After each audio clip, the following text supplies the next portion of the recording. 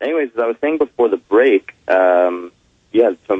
tomorrow there's a big luncheon headed by Madeleine Albright, which is entitled "The Americas and the New World Order," which could very well be the discussion of the North American Union that the reporter was telling us about yesterday was happening on Wednesday. And then on Thursday, the closing luncheon, the final event of the whole thing, is titled the Economic Crisis and the Role of Central Banks. How far can they go? Which sounds pretty boring at first, but if you look at the subtitle, it's called NAFTA and the Economic Recovery, the Required Joint Action between North American Central Banks. Stay there. Let's break it down when we get back. Long segment coming up. That was a short segment. Absolutely. When you read the SPP documents from 2006, declassified in 2007, in Endgame, we have a bibliography, whatistheendgame.com, has all those documents linked, time-coded for the film. When you link through to all of that, it's just incredible. And I'll explain this when we get back. Do you understand how dark it is? How far down the line we are? How late it is? Sam Labrier is our guest, joining us from Montreal, Canada, up there at a establishment global government meeting, kind of a Bilderberg group steering meeting is what these really are. When you read the SPP documents, hundreds and hundreds of pages, I've read them all. And then we got screenshots of the key parts and put it in Endgame Blueprint for Global Enslavement, now released almost 2 years ago. That film's more important now than then because so much of what we talked about has now happened. I talk about how the banks are going to implode things by design and a lot more because I'm reading their documents and they say in there, we're going to use economic crises, biological attack crises, environmental crises, global warming and climate change, and we're going to use the threat of terror. Through these crises, we will have our new world order emerge. And they also talk about we can't let the public know that we're setting this up. This has got to be secret. Secrecy is key. That's in the first pages. It's unbelievable. You can read them at judicialwatch.org. We've got the documents saved at Infowars.com and PrisonPlanet.com. Or as I say, whatistheendgame.com. So important people get that DVD and get it out to everybody. I mean, that is the most important film I've made. The Obama deception is the most viral, the one spreading the fastest for people that don't know what's going on.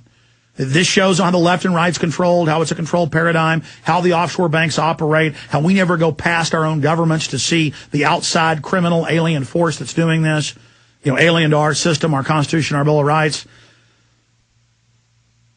That's good. But then the second film you give somebody is Endgame Blueprint for Global Enslavement. You say, now you want to understand now you understand who the globalists are from their own admissions. Now understand what their total goals are and how they operate. Going back to Sam Labrier. Sam, continue. You were going over the conference and what they're talking about and the role of central banks. How far can they go? And how far? They've hijacked our governments completely. They're sucking the entire GDP in 7 months out of Canada and out of Europe and out of the U.S. They're all on the same line, same people running it. Zolik, the head of the World Bank, big neocons, openly announcing that they may have to have martial law. There's going to be rioting, that they're taking over, that the banks will need total power over everything. This is world government by a private financial elite. It's very simple. Corporations so big, they have hostile corporate takeovers of nation states. And then they levy taxes through that government, conduiting it to themselves, and they use government regulators to shut down their competition. Continue with this key meeting titled New World Order, Day 1. Adapting to a New World Order Conference, Day 1. Please continue with the points you were making. Well, I was just saying that the last luncheon, which is going to be on Thursday at noon, it's entitled The Economic Crisis and the Role of Central Banks. How far can they go? But then the subtitle says NAFTA and the Economic Recovery, the Required Joint Action between North American Central Banks. And you have the governor of the Central Bank of Mexico and the governor of the Central Bank of Canada speaking, along with Hélène de Marais, who is the daughter of our former Prime Minister Jean Chrétien and the wife of Paul or André de Marais, I can't remember which one, but one of the sons of the big Bilderberg family here in Montreal. And so, the title is the Required Joint Action between North American Central Banks. In other words, North American Central Banks are going to have to start working together much, much more closely, almost, as you could say, united.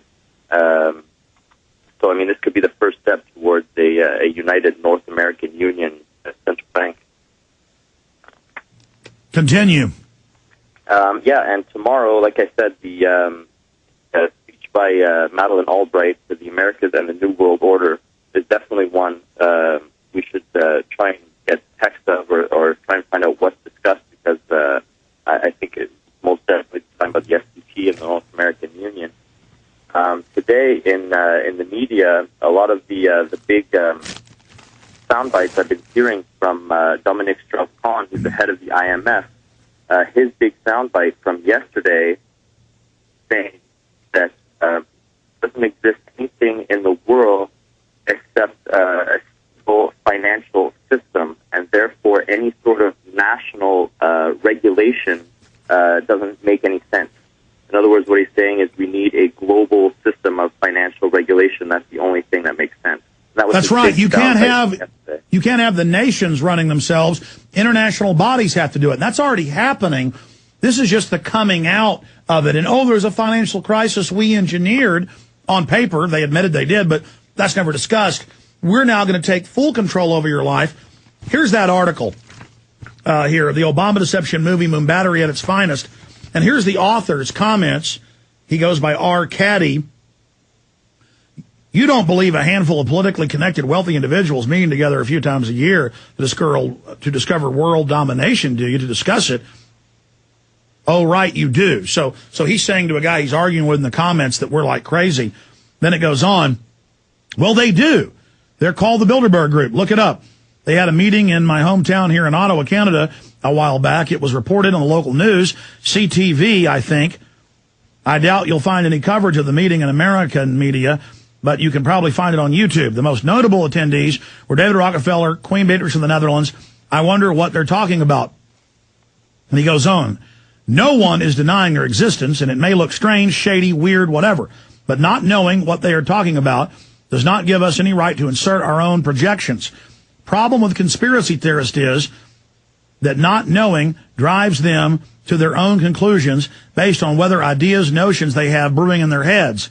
It is a dangerous and twisted approach to life problems.